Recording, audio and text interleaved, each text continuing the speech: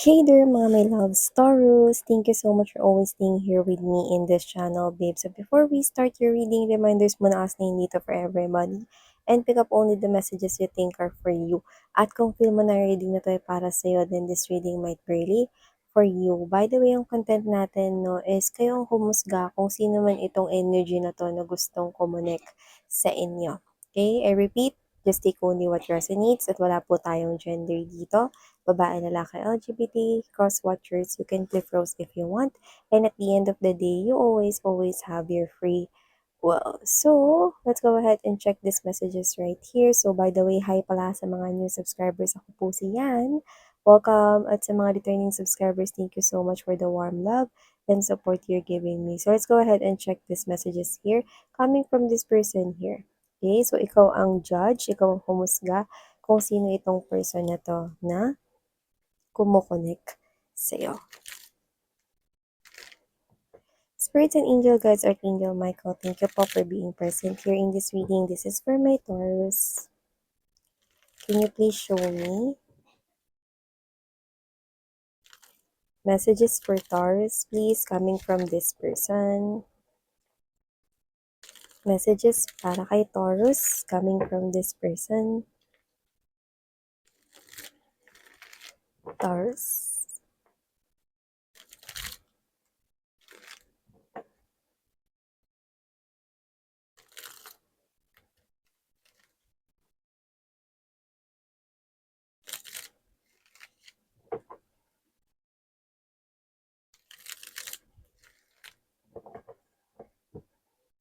Okay, so let's go ahead and check these messages here.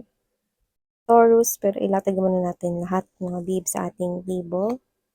So we do have here the Six of Wands, the Hierophant energy, ooh,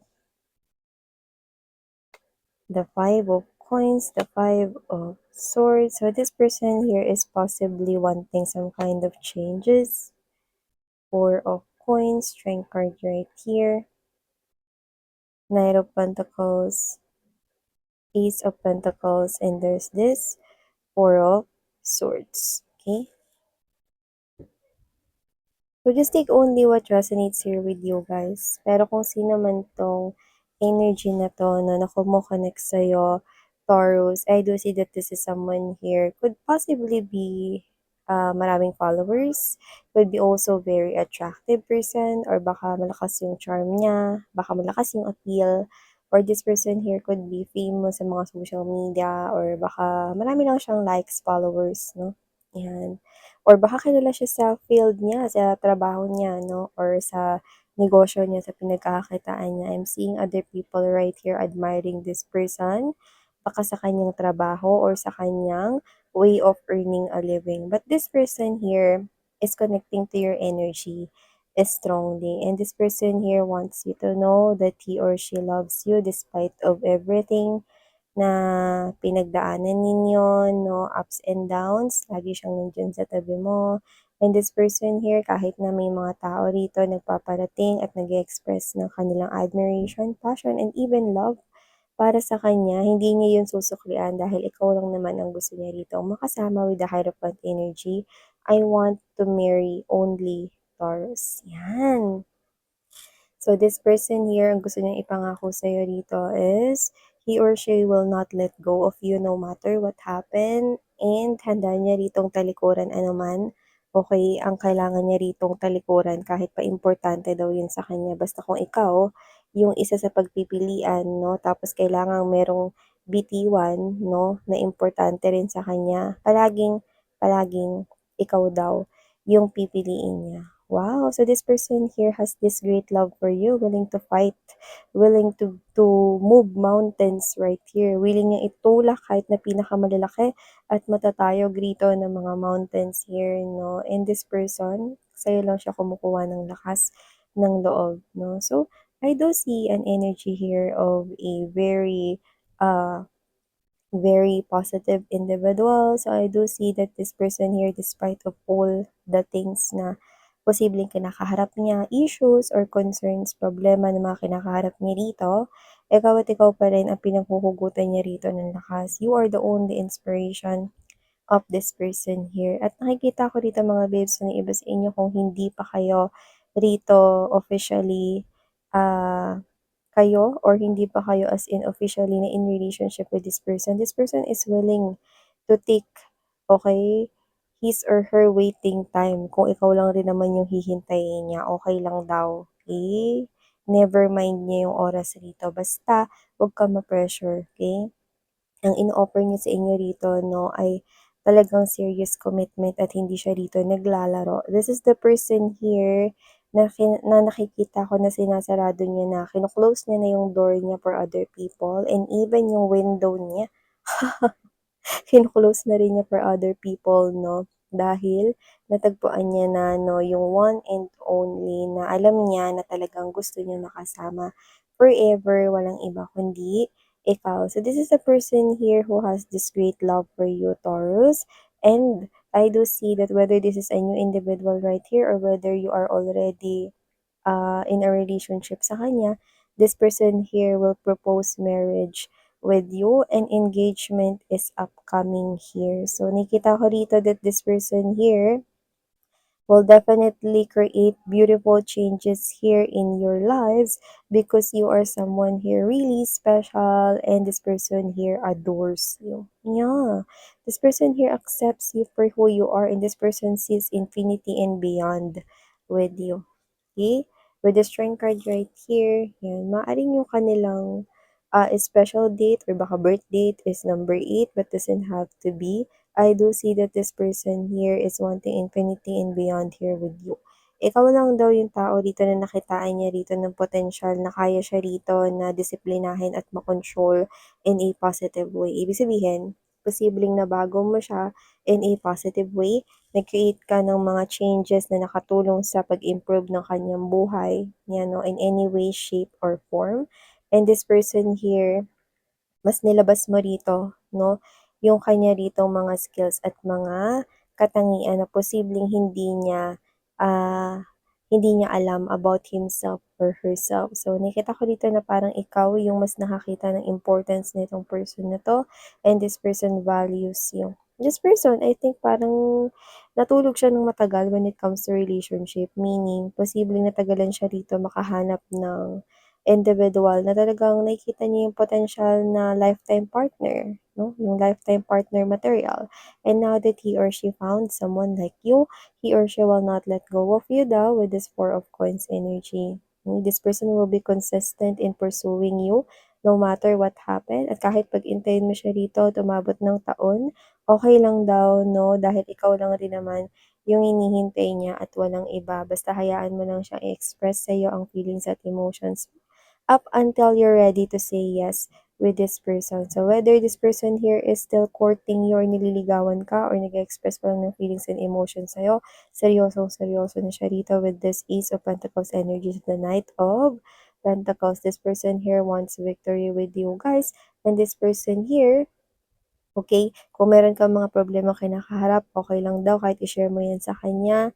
He or she do not mind, basta matulungan ka niya rito, no? Kung anumang klase ng tulong yung kailangan mo, kahit financial pa daw yan. Hayaan mo na maging strength mo siya at masandalan mo siya rito kung meron kang mga problemang kinakaharap. And this person here is willing to lend you his or her hand and even his or her shoulder, no? So, hindi mo kailangan harapin yung mga bagay ng mag-isa. At kung boyfriend-girlfriend mo naman ito, I think this person here could possibly throw a party, yan, no, na maaaring surpresa ito. And I think there's an engagement or proposal wherein there are other people na loved ones or close people in your life na magiging present doon sa napaka magandang moment na yon, no? Na parang gusto niyang ma-witness ng family mo, ng mga best friends mo, ng mga closest friends mo, yung moment na yon na, excuse me, na aalokin ka niya rito ng marriage proposal. So, I do see that wala tayong gender dito, LGBTQs, of course, welcome din kayo. Nakita ko rito, no, na kung sino man tong person na to, this person loves you so much and he or she is willing to do everything for you. At nakikita ko dito na medyo, siguro lately, meron ditong mga energy na nambubuli sa'yo or mga energy na triggered dahil sa'yo. And I think alam niya rin yun. So, nakikita ko dito na this person here wants to protect you from those energies. And I do see na this person here is also pissed off sa mga energies na yun kasi you do not deserve kung ano yung mga sinasabi or binabato nila sa'yo. Whether that's your coworker or your colleague, kasamahan sa trabaho, or whether mga chismosa-chismosa na mga kapitbahay or whoever, 'di ba? So, nakikita ko dito that this person here, hindi naman yan sasaktan or papatulan, pero this person here, okay, will not just sit there at tingnan kung paano ka nila rito, no, pagtulungan. So, kung mangyayari yon, this person ay hindi lang uupo basta-basta, no, at gagawa siya dito ng paraan upang protektahan ka. Yung iba sa kanila, parang meron sila ritong status, no, na parang mas nakakaangat sa inyo, pero this person is willing to fight for you. Ipaglalaban ka niya kahit sa mga magulang niya yan, that's for few of you guys, no? Parang siguro itong person na 'to na is successful or meron ditong pangalan, and I think, maaaring posibleng may tutol sa side niya pero hindi niya hahayaan na mangiilam ang mga energies na yun. So, this person here is willing to fight for this connection kahit pa maging kaaway or maging kasagutan niya pa rito ang mga loved ones or yung mga people around him or her. Sabi ko nga sa inyo, you will always be ang pipiliin niya, no?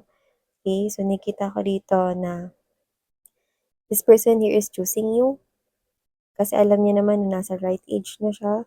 So this person here is willing to be with you no matter what. Kasi yung no matter what, malalim talaga yun kung pag-iisipan mong mabuti, no? Yung no matter what kasi parang kaya mong talikuran lahat ng bagay, no? Basta lang, masunod kung ano yung gusto mo ditong mangyari. Ganun siya. So, this person here is willing dito na gawin yung mga pagbabago kahit pa imposible or himala ito pagdating sa ibang tao. No, sa ibang tao, siguro imposible itong mangyari.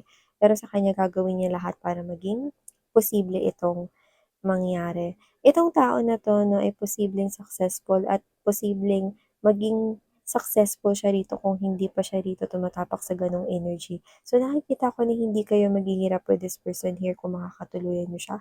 Willing siya rito na ibigay yung lahat ng kaya niya rito ibigay sa relationship na 'to at willing siya rito mga babes 'no, na na sumuporta sa'yo, ano man yung gusto mong gawin sa life mo. So, without any judgment, this person here, okay, nakikita ko na talagang ang dami-dami niya ditong gustong i-compliment sa'yo, okay? At alam niya na natagpuan niya rito yung taong gusto niyang makasama for life. So, nakita ko na wala siya ritong bagay na ayaw sa'yo, okay? Lahat ng tungkol sa'yo ay gusto at tanggap niya. At kung sino man siya, no, nakita ko rito na parang some of them talagang good looking, no? So, whatever the case may be, posibleng may mga ibang nagkaka-crush sa kanila rito, pero yun nga, they do not pay attention to these people, okay? They just pay attention right here sa inyo. At kung alam man nila na good looking sila, okay, nakikita ko the very humble sila. Hindi nila yung pinagmamayabang or hindi nila nararamdaman yung, alam mo yung may hangin sa ulo, airhead, hindi sila gano'n. So, nakita ko rito that even though these people right here could possibly be good looking, nakita ko na mapagkumbaba sila right here. And this person here, hindi ka lang niya gustong bigyan ng decent na marriage, kundi gusto ka talaga niya ritong pakasalan at ibigay ko ano yung deserve mong marriage. So, this person here could possibly be pag-ipunin niya talaga ng bongga ng kasal ninyo kasi yan ay isang sagrado at importanteng event hindi lang sa kanya kundi gusto niyang ibigay yung talagang nararapat for you. Others of them, ipo-provide nila sa'yo yung grand wedding kasi alam nila na deserve mo pa yung more than grand wedding kahit hindi mo yun hingin sa kanila. This person right here loves you so much and because of that great love, this person also wants great ang ibibigay niyang mga offers sa inyo. Okay? So, ikaw ito na kahit simple ka lang, ikaw ito na nagsusumi ka pa lang dito sa work mo at puwedeng wala ka pa masyadong naaabot or nararating or hindi mo pa masyadong nararamdaman yung success. This person here loves you for who you are. Despite of everything right here na ginagawa or isinasagawa mo palang mga plano sa iyong life, this person wants to support you all the way up until mapagtagumpayan at makuha mo lahat ng mga wini-wish or pinapangarap mo dito. So this person loves you for who you are, even without your makeup on. Okay? You look beautiful into this person's eyes. You look handsome. Okay? Wala tayong gender, LGBT, of course. Welcome rin kayo mga sweethearts. This person loves you for who you are. And you will be the most important person in his or her life. Kung hindi pa ito dumadating sa buhay mo, ikaw ang pinaka magiging importanteng tao sa buhay niya. At kung dumating na siya sa buhay mo, ikaw, ikaw na ngayon, yung pinaka-importanteng tao sa buhay niya. Wow! So, wow! Prepare to receive this beautiful offers, no? And this person here is eyeing for that grand wedding para sa inyong dalawa. Yeah, even though you're not asking for something grand, this person is willing to give that to you. Okay? So thank you so much, Taurus. You've got a very loving individual right here who loves you unconditionally and is ready to give you everything. Okay? Na magaganda na pwedeng i-offer sa life. So thank you so much, babes, and sarang hey, love and light. Annyeong.